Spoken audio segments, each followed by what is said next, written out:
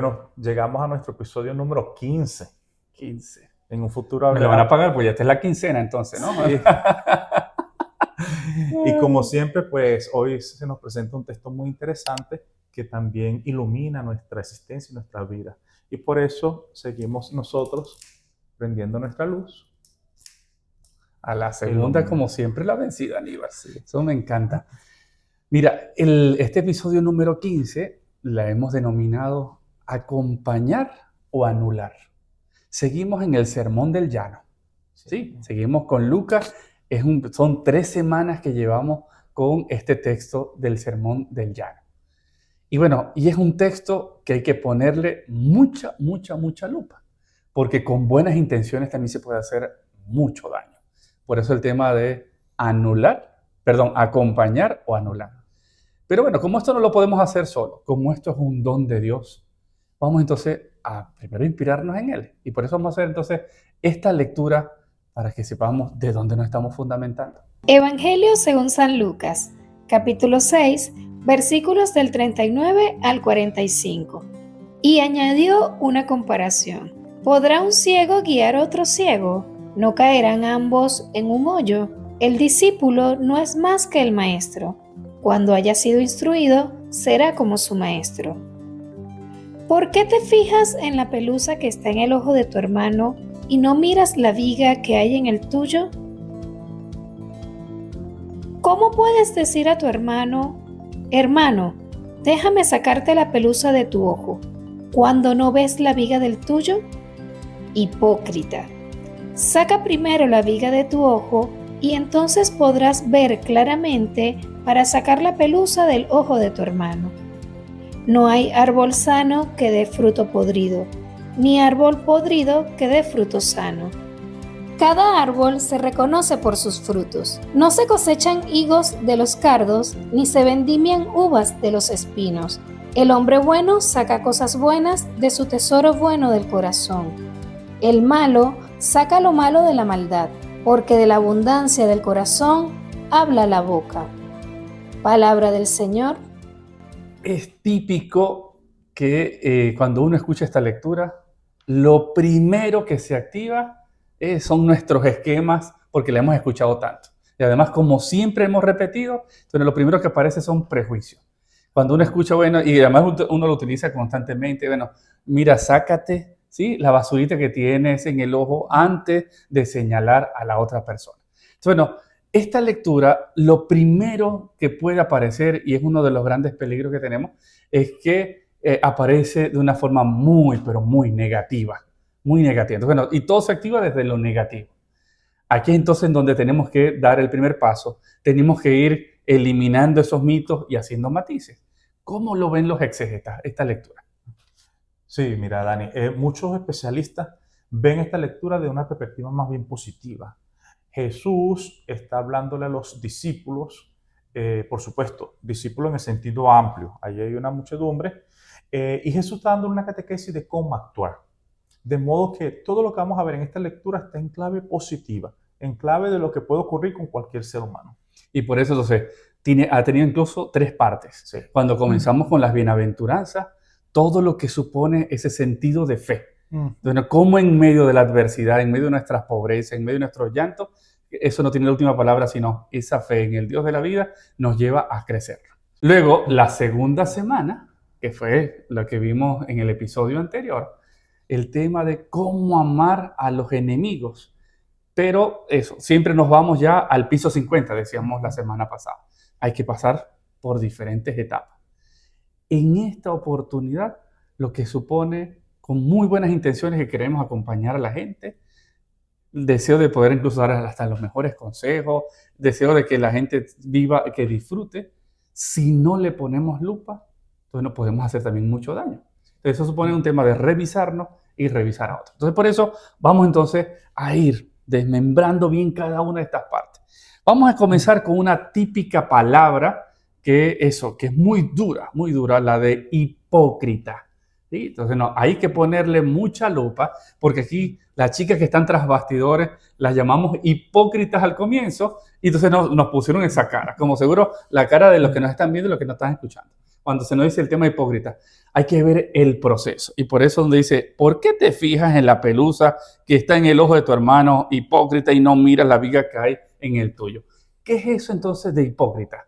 ¿Qué significa ahí bíblicamente? Y un poco ver la etimología. Sí, voy a ponerlo primero en el contexto. Como tú bien has dicho, hemos tenido 3 momentos: fe, renuncia y ahora compromiso. Estamos en el ámbito de compromiso. Es una catequesis para los discípulos de Jesús. Entonces, hipócrita viene una palabra hipocrités griega, que en sus orígenes, en el griego clásico, estaba muy relacionada con el teatro, con el actuar. Pero como hemos investigado durante este tiempo, se compone de 2 palabras. Hipo, que tiene que ver con lo que está debajo, y el verbo krinein, que tiene que ver con discernir, con interpretar lo que está oculto, lo que está debajo y sacarlo y dar una respuesta. De modo que en el sentido más estricto, hipócrita es aquel que sabe discernir lo que está oculto en las cosas y lo pone delante de las personas para dar respuestas. Y entonces por eso decíamos eso cuando estaba con una psicóloga, bueno, ella es muy hipócrita, ¿no? Ajá. En el sentido de que es la capacidad para poder ver qué es lo que hay debajo. Igual el tema, sacerdotes, líderes espirituales. Entonces, al final es esa capacidad para poder captar qué es lo que hay debajo. Pero bueno, esa es una palabra que evolucionó. Sí, evolucionó. Sí, como el tema de jesuitas. Jesuitas al principio era más bien el taimado. Bueno, ahora más bien jesuita cuando se nos presentamos todo lo que supone formar parte de una congregación, ¿no? Bueno, son palabras que van evolucionando, que van teniendo otros sentidos, por eso hay que ponerle mucha lupa. Me encantaría que ustedes vieran la cara de las chicas que están tras bastidores, porque no le hemos dicho lo que significaba el tema de hipócrita originalmente. Entonces, y ahora va teniendo otro sentido, ¿no? Sí, ahora tiene otro sentido porque pasó a ser alguien que está actuando a ser una persona que actúa para no decir realmente lo que está sintiendo. Alguien que está haciendo un juicio por debajo, que no lo está diciendo como de frente. Sí. Y bueno, como bien decía, se utilizaba en el teatro. Sí, Sí, pero al final, incluso como eso pasó para el tema de personalidad, inclusive, con el tema del sentido de las máscaras, cuando uno estudia psicología, el tema y uno ve psicología de la personalidad, concretamente el tema de personalidad, toca mucho de estos elementos que hemos anunciado. Ajá. En este caminar, darnos cuenta que hay que mirar mucho más profundo. Una de las frases que aparece en la lectura es, ¿podrá un ciego guiar a otro ciego? Ese tema de acompañar y anular. Por eso el título de este episodio. ¿Qué significa esta expresión en ese proceso de ser más discípulo de Dios y en ese proceso de sentirnos amados y amados, que ha sido la línea que ha ido tejiendo todos estos episodios? Sí. Voy a hacer dos momentos acá. Primero, un poco de etimología. Ahí va a aparecer una palabra, tifos, que significa, traducimos como ciego, pero significa algo que está tapado, algo que es impermeable. Entonces, luego pasó a alguien que no tiene capacidad para ver y de manera figurativa pasó a ser una persona psicológicamente, moralmente o espiritualmente ciega, que no tiene capacidad para ver. Pero tanto la frase que leíste anteriormente sobre la paja en el ojo del otro, como este ciego, fíjate que en el fondo lo que está diciendo es, nosotros podemos acompañar gente, podemos guiar, pero al mismo tiempo necesitamos ser guiados y necesitamos de autocuidarnos. Si el que tiene la paja en el ojo no saca primero la suya, no se cuida para poder saber cómo sacarla del otro, puede dañar.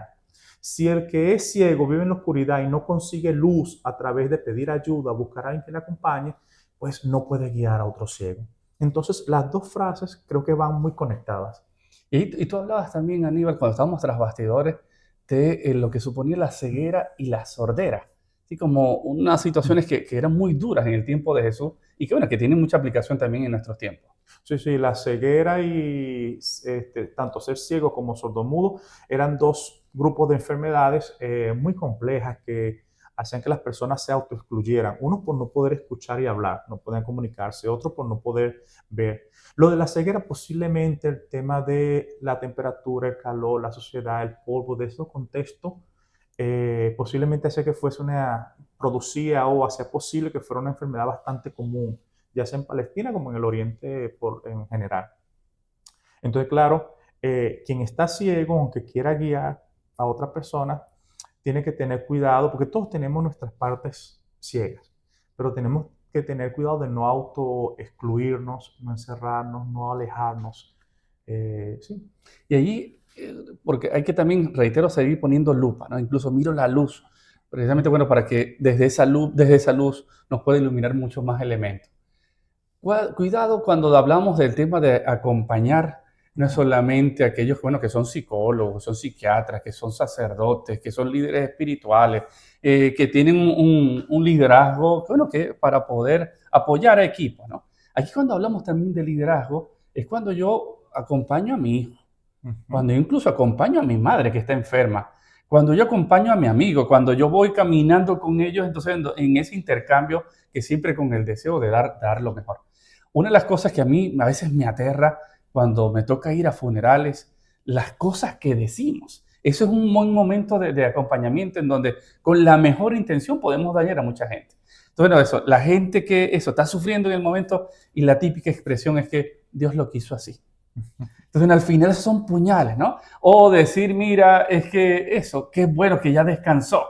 Bueno, son muy buenas intenciones, pero no estamos ayudando. Entonces, bueno, por eso esa capacidad de cómo esa ceguera, con muy buena intención, no sabemos que somos ciegos porque no sabemos que lo que estamos diciendo lo podemos estar dañando a la gente. Por eso, otra vez el título, acompañar o anular, porque ahí estamos anulando un sentimiento, estamos incluso anulando hasta una experiencia. No significa ahora que tenemos que quedarnos callando y decir absolutamente nada. A veces hay que callarse, pero a veces también eso, qué digo y qué no digo. Yo quisiera sumar algo, Dani. Como comenzamos con hipócrita, el que es hipócrita está actuando en el teatro. Y la vida, en un sentido positivo, puede ser también como una obra de teatro en el que uno tiene varios roles y tiene que ir cambiando el vestuario. En ese actuar tenemos que tener cuidado cuando tenemos el rol de cuidador o de acompañante. Y tener cuidado porque también nosotros necesitamos en algún momento ponernos el rol del que es cuidado y es acompañado. Y de allí la importancia que he aprendido de ti del autocuidado. Sí, y sobre todo cuando nos toca cuidar, ¿sí? A nuestros papás, a nuestros familiares que son mayores, que bueno, que al final van generando una serie de dinámicas, una serie de expresiones que muchas veces nos hieren, pero no hieren el hijo, sino más bien lo que están es una situación como de desespero y pueden hacer cualquier disparate. Y uno se va encontrando gente que no se ha sabido cuidar cuando está cuidando a lo suyo. Por eso esa necesidad de acompañarnos y de buscar ayuda, de tocar la puerta y decir, necesito ayuda, no lo puedo todo. Porque si no, ahí es donde además se incrementa la ceguera o la sordera de lo que se habla en el Evangelio. Nos vamos aislando mucho más. Y bueno, eso al final va siendo un cóctel explosivo. ¿Por qué no? Porque al papá, a la mamá, la adoramos, la queremos.